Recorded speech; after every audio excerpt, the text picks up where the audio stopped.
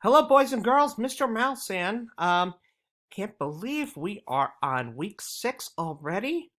Um, it's it feels like just yesterday we were together in our music classroom.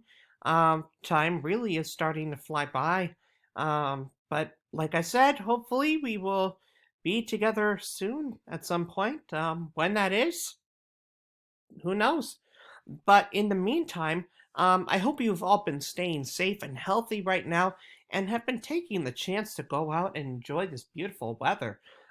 It's been nothing but sunshine for the past few days.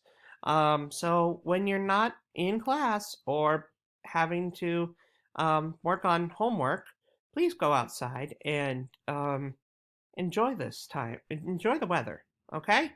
In the meantime, I wanted to, for this week, introduce you to something that I really enjoy talking about.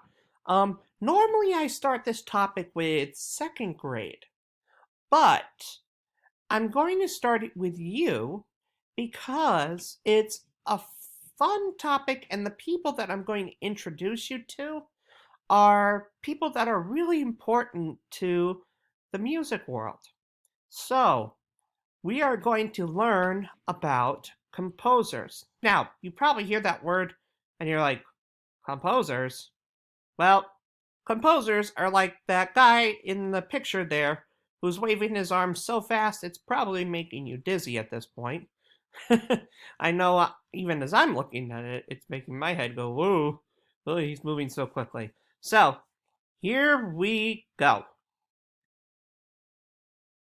I am about to give you the biggest, well, yeah, statement of the year. Are you ready? Drum roll, please. Every song that you have ever heard on the radio or your computer or wherever you hear music was once written by somebody. My friend Justin Timberlake here is probably saying, is giving you that, um, or giving me that, well, yeah, obviously. And yeah, every song has to be written by someone. They don't just pop out of thin air or fall off of trees, do they? No. Everybody has to write the songs. So, yeah. So, all those songs have to be written by somebody. So, with that said, we are going to talk about those people. Those people are called composers. Now, as you know, every or may not know, songs are written on what we call sheet music. And these songs are written by men and women, and these men and women are called composers. Now, composers, they work really, really hard on their pieces. They have to go through a lot of different steps to make their pieces. Sometimes it takes them years to write that. So they have to pick out the right rhythms, right? So we've learned a lot of rhythms. Kindergarteners, we've learned about quarter notes and eighth notes, and quarter rests. First grade, we've learned about quarter notes, half rests, quarter rests, and they also have to choose the right notes, right? First grade, we've talked about how they have to, they can choose from F, A, C, E, G, B, D, F, right? But they can choose even more notes than that. But we won't get into that until second grade, so don't worry about that. They also have to be careful that the piece sounds really nice before they just let people hear it. And like I said, some composers spend years working on just one piece. Um, and today we're going to listen to four very famous composers: Wolfgang Amadeus Mozart, George Friedrich Handel, Claire Schumann, and Taylor Swift. Yes, the Taylor Swift. So, very quickly, Mozart was a very, very famous musician. Maybe you've heard of him. He started playing music when he was your age. He was 6. Yep. And he composed a lot of music. Remember, compose means to write music. So he composed a lot of music, sonatas, symphonies. I won't get into details as to what those pieces are, but let's just say they're like big different types of music. Okay, and he started to show his parents, whoa, this kid is really smart, and and he's like, he can write stuff that you couldn't even imagine for the different instruments. So when he was just a little bit older, he started spending some time with some really famous musicians. And he even worked for people that were part of the royal family. And he was called the royal court musician, right? So he was in charge of writing the music for the royal family, right? So let's take a look at Mozart's musical examples. We're just going to listen to a couple. I think the one I want you to listen to today is the Queen of the Night aria, the Magic Flute. We're just going to listen to a little bit of it.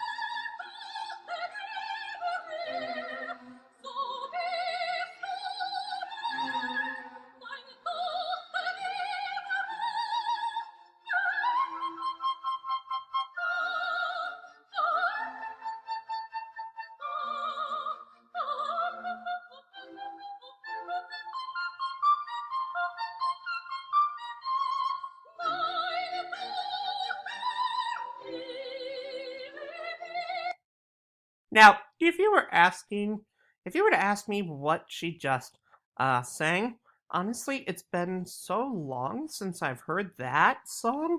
I can't quite remember what she's is saying in that piece. But if you want to know, just send me a message, and I will see about trying to figure out what she was singing in that piece.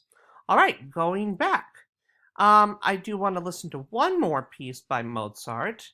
Um, let's go to Le Nozze di Figaro, which means The Marriage of Figaro, the overture.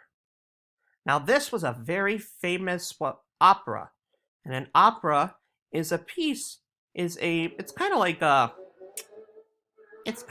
play that is all sung, where everybody sings everything.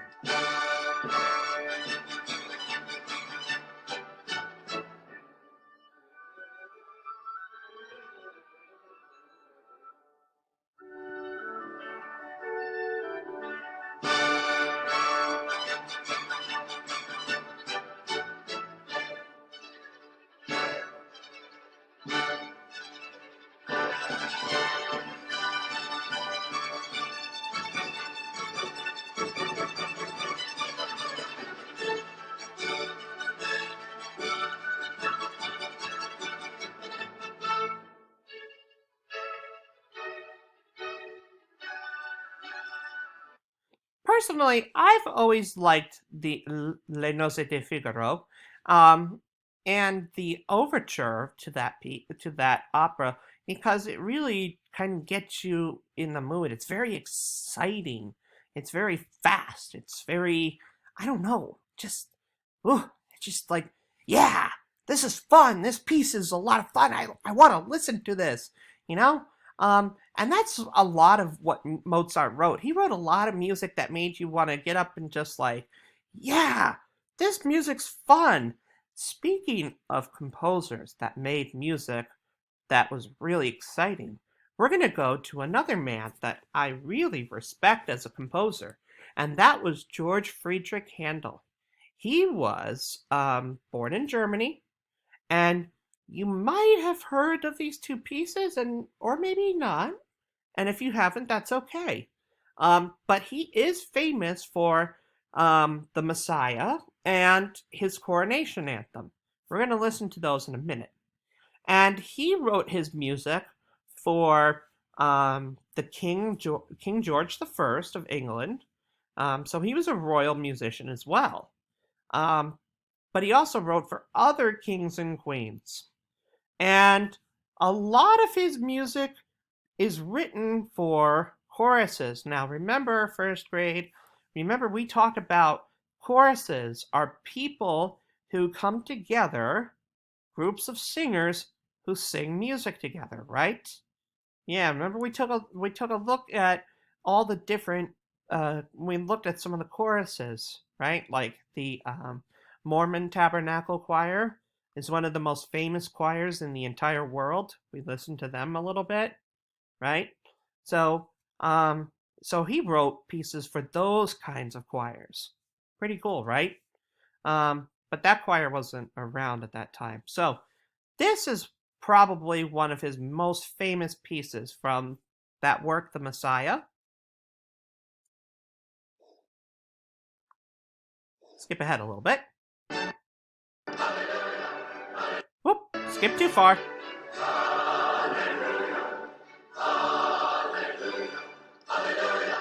Ah, speaking of Mormon Tabernacle Choir, look who we're listening to.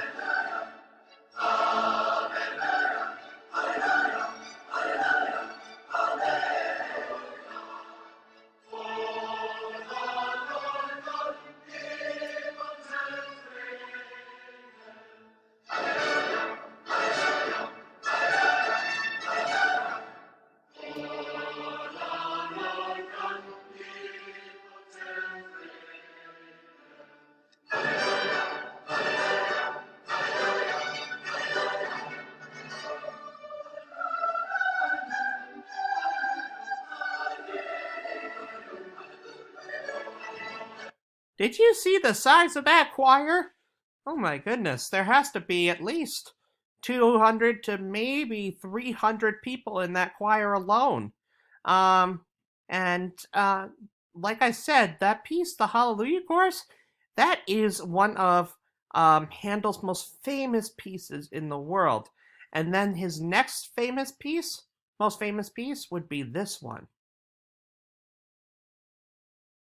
He wrote a lot of music for churches, by the way.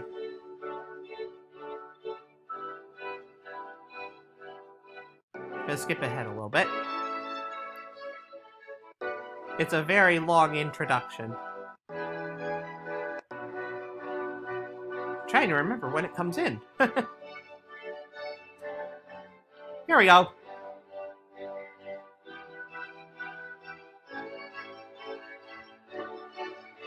Starts off soft, and it builds and builds.